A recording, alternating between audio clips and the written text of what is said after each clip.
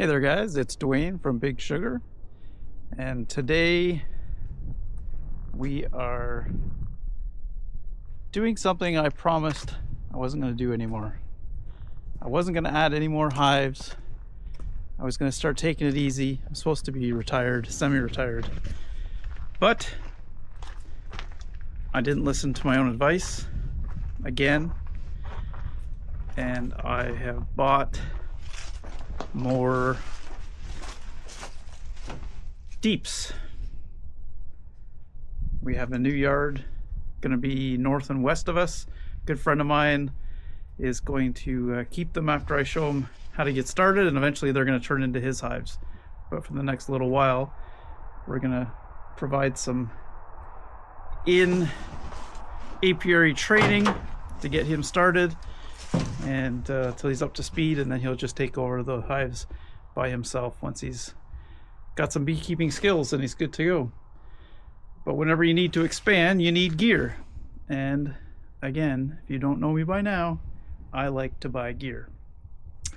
So this is what I've got. I picked up 30 deep boxes, and this is from a commercial guy that's selling his company. He's getting out of bees. So these are deep boxes, but they were never used as brood chambers, only as honey supers. So the frames, well, that one's had brood in it maybe once. Look at that, liar as soon as I pull the first frame. Transparent beekeeping gets me again. But this is what the frames all look like. So these were used as honey supers. So the frames are in excellent condition. They're like new. I've only run into a couple that weren't in like new condition. Most are drawn, obviously spun out all the honeys out of them. But think of the work.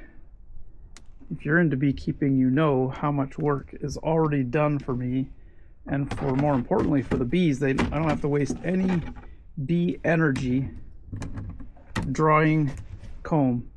They do have to fix some of the comb, and that's expected. That's not a big deal. But drawing an empty frame, this one's still got a ton of honey in it. But for bees, drawing wax takes a lot of energy and also takes resources. So it takes honey or sugar water if you're feeding them to fill these frames with comb. So it's a huge advantage for beekeepers who have lots of extra comb in reserve in their supplies. And the reason for that is, well, what I just said. So what I'm going to do is we're going to take 30 of our strongest colonies, and in the next few weeks, when the weather starts getting better and when the colonies start booming, I will pull the trigger and put 30 of these on 30 of the best colonies, and the queen will move up. She'll move up from the box below. She'll move up and she'll lay this whole box up with brood, eggs, larvae, and such. And a few weeks after that, we'll come back and we'll shake all the bees down into the bottom box that would be underneath here and add a queen excluder. So now I know my queen is in the bottom. And then we'll come back and we'll just take this whole box away. This whole box will get put on a new bottom board and an inner cover and a cover, and then we'll transport them to their forever homes. Once we find a good spot, we'll drop them into place, and they will get imported queens. We're not even going to do queen cells, we're going to do import queens. So these will have 3 frames of brood, all the adhering nurse bees. We'll probably take out 2 frames. We'll take out the last 2 frames here, and we'll drop a feeder. So the feeder will sit here, and that colony will grow very rapidly, hopefully in time for apple blossom, where these are going up north and west.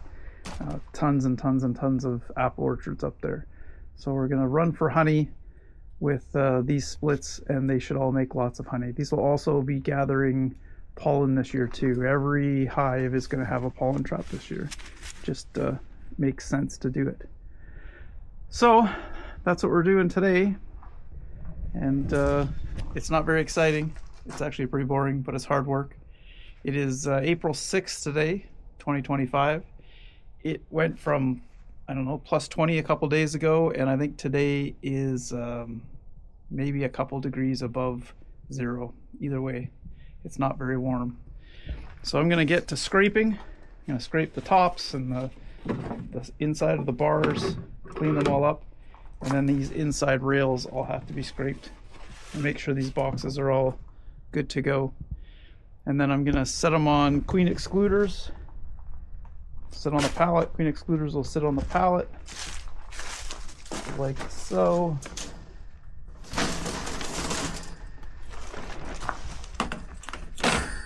And then a box will sit on top of that. And I'll make a pile and a queen excluder on the top, and that will just keep the mice out of the out of those frames. The bees have worked so hard that we don't want rodents to get back into it. If there's any honey left in them, the bees will come and rob it out soon enough. But they won't be here very long. And these were in cold storage, so in theory any eggs have already frozen and killed off wax moth. And like I said, there's not much brood comb is what wax moth are looking for. Brood comb more than that type of comb, but they'll eat everything, but they prefer the brood comb. And lastly, this is outside. It'll have full airflow, has some sun coming through, and wax moth hate all of the above. They want warm, moist, and dark, which we're not going to provide them. So that's it. That's today's job. Hope you liked today's video, and we'll catch you on the next one.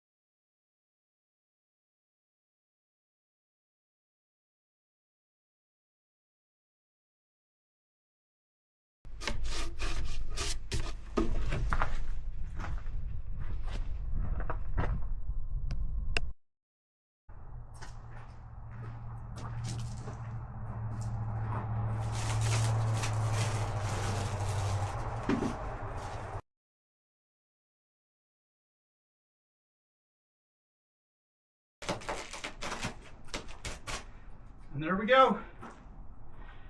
3 hours later, give or take, pretty much finished. Not pretty much finished. And we'll send some updates or put some updates up with some more videos as we go along. Man, I'm out of shape. It's brutal. So there we go. 30 supers clean and ready to go to make some new brood boxes. All right, see you next time.